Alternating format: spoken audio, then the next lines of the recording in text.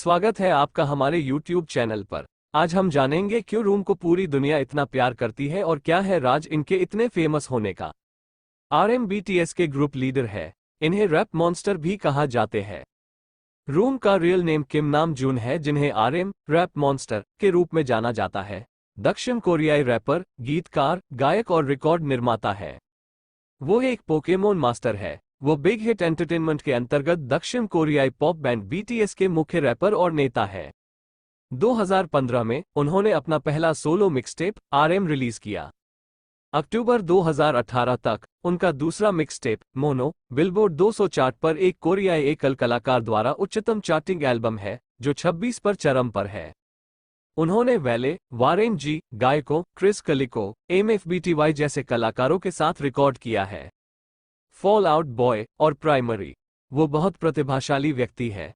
2017 में अमेरिकी hip hop पत्रिका XXL ने 10 कोरियाई रैपर्स यू नो पता नामक एक सूची जारी की, जिसमें RM भी शामिल था। लेखक पीटर ए. बेरी ने वादा किया है कि रैप मॉन्स्टर शायद ही कभी अपने नाम के अनुरूप रह पाए। वह युवा स्टार को क्षेत्र के सबसे निपुण रैपर्स में से एक के रूप में वर्णित करता है, जो विभिन्न उपकरणों की एक सरणी में ग्लाइड करता है, जो आसानी से स्विच करने में सक्षम है।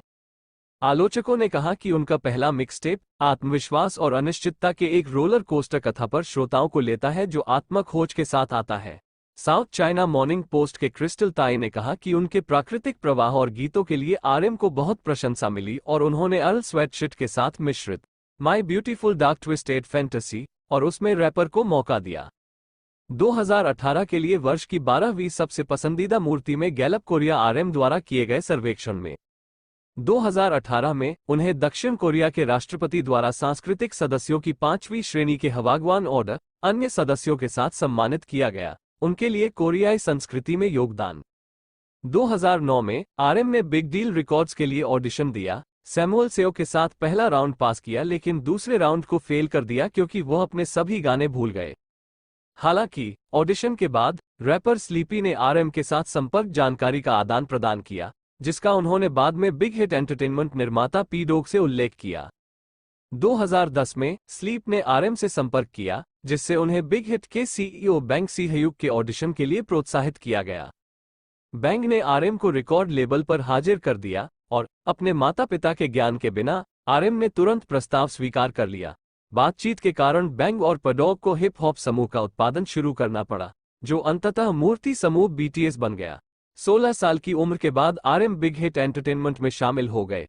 एक मूर्ति के रूप में अपने करियर के दौरान उन्होंने ग्लोबल साइबर यूनिवर्सिटी में दाखिला लिया।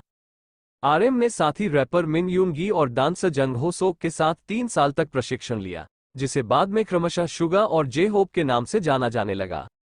अपने 3 साल की ट्रेनिंग के दौरान RM ने 2010 और 2011 में BTS को श्रेय दिए गए 5 प्री डेब्यू ट्रैक पर प्रदर्शन किया। उन्होंने गर्ल ग्रुप ग्लैम के लिए एक गीतकार के रूप में भी काम किया और अपने डेब्यू सिंगल पार्टी XXO को स्पष्ट रूप से पेश करने में मदद की। LGBTQ गीत, जिसकी बिलबोर्ड द्वारा प्रशंसा की गई थी, पिछले एक दशक में के पॉप गर्ल ग्रुप में से सबसे आगे सोचने वाले गीतों में से एक।